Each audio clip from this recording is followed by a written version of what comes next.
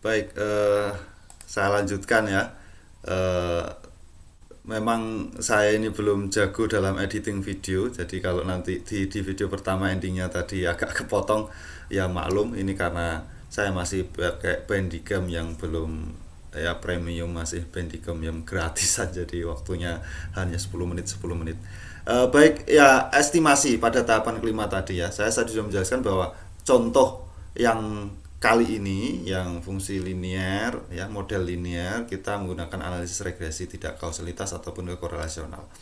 Dengan metode regresi ini ya, artinya kita nanti menghitung itu data-data ini tadi ya, data yang sudah kita kolek secara time series tadi kita hitungnya nanti ya nggak mungkin lah kita belajar ke statistika ngitung manual gitu ya, tentu di ekonometrika harus sudah menggunakan tools. Kalau yang familiar mungkin untuk teman-teman itu masih di SPSS di statistik. Nah, nanti di ekonometrik tools estimasinya ini saya anjurkan ke FUse, dan hari ini kita kenalkan FUse. Jadi tools FUse itu hanya membantu di sini ini, di estimasi ini saja gitu. Tetapi dari 1 sampai 4 tadi itu ya harus membaca, memperbanyak referensi. Nah, tanpa itu tidak mungkin kita bisa. Jadi kalau ekonometrika hanya dipahami FUse, ya tidak bagus juga karena itu pada hanya tahapan ke estimasi atas model ekonometrika itu tadi. Nah, memang nanti estimasi lebih gampang lah gitu kan, teknis kita tinggal paling tidak menghafal tahapan-tahapannya nanti gampang. Yang jelas bagaimana nanti kita kolek data dan seterusnya itu mungkin lebih banyak diskusi. Nah, kira-kira dari estimasi hasilnya inilah kira-kira itu nanti mendapatkan slope sekian dan intercept sekian, intercept sekian dan slope sekian. Kita masukkan ke persamaan, menjadi persamaannya seperti ini. Nah, garis regresinya lumayan bagus dalam hal ini karena slope koefisiennya atau MPC-nya, nilai MPC tadi itu di sini nih 0,7, hampir 1 kan gitu. Tadi kan 0 sampai 1. Nah, di sini 0,7. Setiap peningkatan pendapatan real, misalnya katakanlah, sorry ini masih dalam bentuk dolar ya, mestinya 1 rupiah akan meningkatkan 70 sen dalam hal ini secara rata-rata konsumsi realnya gitu. Sekali lagi saya ulangi, ini semestinya rupiah, saya sorry salah ketik ya. Setiap peningkatan pendapatan realnya dalam hal ini tadi BCE 1 rupiah akan meningkatkan sekitar 70 sen rata-ratanya ya, dipikir rata-rata dalam konsumsi real gitu. Wah pak, apa betul kok begitu ya? Ini ekonometrika, jangan dibandingkan dengan teori atau ilmu cara pandang yang lain dulu ya. Ini metode ekonometrika begitu. Nah, selanjutnya tahapan ke 6, pengujian hipotesis. Apakah dari hasil persamaan ini tadi itu betul? Nah, mari kita uji. Pengujian hipotesis atau teori tadi itu kita cek gitu, kira-kira kan begitu. Untuk mengetahui apakah koefisien dugaan yang diperoleh itu sejalan atau tidak, ya dengan harapan teorinya kan perlu diuji tadi ya. Teori MPC itu teori siapa? Teorinya Keynes dalam hal ini. Keynes mengharapkan MPC itu bernilai positif tetapi kurang dari 1.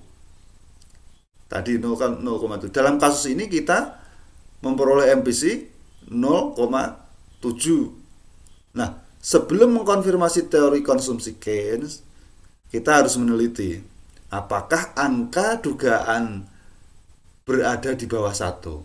Dengan kata lain, secara statistika 0,7 kurang dari 1. Jika benar, maka temuan ini mendukung teori Keynes. Ya, begitu kira-kira ya, bisa dipahami, semoga bisa dipahami lah kalimat saya. Nah, konfirmasi dengan cara seperti itu atau sanggahan terhadap teori ekonomi berbasis bukti sampel itu tadi adalah dasar dari teori statistika yang dikenal dengan statistical inference. Silahkan kalau saudara-saudara masih ingat mata kuliah statistika, disinilah gunanya statistika itu tadi, pengujian hipotesis. Semoga bisa dipahami lah. Kalau enggak nanti silakan dilihat-lihat ulang dan dibaca sendiri ya video saya ini. Intinya teori yang awal tadi di tahap pertama tadi diuji dengan apakah betul. Oh ternyata hasilnya 0,7. Kalau 0,7 dengan kata lain, ya ini berarti teori Keynes itu ya dalam konteks contoh ini adalah didukung. Apakah bisa jadi nanti temuan antara teori dengan hasil analisisnya itu tidak mendukung? Bisa jadi, dan itu mestinya dalam mekanisme riset penelitian, yaitu temuan menurut saya, bagi saya itu yang menarik. Kalau antara teori dengan case di lapangan analisisnya tadi itu tidak ketemu, mestinya di situ kita bisa membunyikan lebih hidup gitu.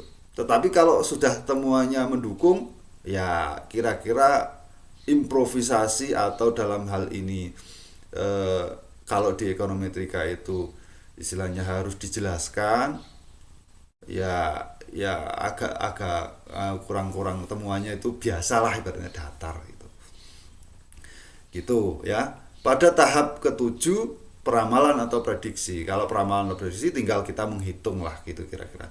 Misalkan tadi dimasukkan angkanya, X-nya itu dimasukkan dari data yang sudah ada. Nah, angka aktual dari belanja konsumsi tadi katakanlah 97 itu kita tadi menggunakan data dolar misalnya itu sekian, 4.913 miliar. Sementara prediksi modelnya 4951. Jadi kelebihannya itu sekitar 37 ya. 37 kalau saya hitung. Monggo nanti bisa dihitung lagi. Atau kesalahan prediksinya sekitar ini. Atau sekitar ya 7,06 dari nilai GDP 97. Gitu kira-kira cara berpikirnya. Ini untuk meramal tahun 97. Artinya kita tadi kan belum punya data 97 ini ya. Nah, kita meramal tahun 97 itu nanti kira-kira akan seperti apa. Disinilah fungsi ekonometrika sebagai forecast bahasanya. Prediksi gitu. Tadi kan tidak ada data 97. Nanti kita bisa cek di tahun berikutnya hasilnya seperti apa. Ya ibaratnya ini bukan dukun, tetapi peramalan yang akademis kira-kira itu. Bukan peramalan versi dukun. Oke. Nah 8, menggunakan model tadi itu untuk pengambilan atau penyusunan kebijakan. Bagaimana maksudnya? Nah dengan persamaan dan terestimasi di atas, pemerintah percaya ini bahwa belanja konsumen itu sekitar 4.900 miliar, akan menambah laju pengangguran pada level 4,2%, katakan begitu. Berapa level pendapatan yang menjamin tercapainya target belanja konsumsi tersebut? Nah ini jika hasil regresinya seperti ini tadi, untuk menyelesaikan persamaan di atas ya diperoleh kira-kira X-nya itu 7.197. Ini kira-kira ya. Maka atau jadi dengan level pendapatan sekian ini tadi, MPC-nya 0,7 akan melahirkan belanja konsumsi sekitar 4.900 miliar.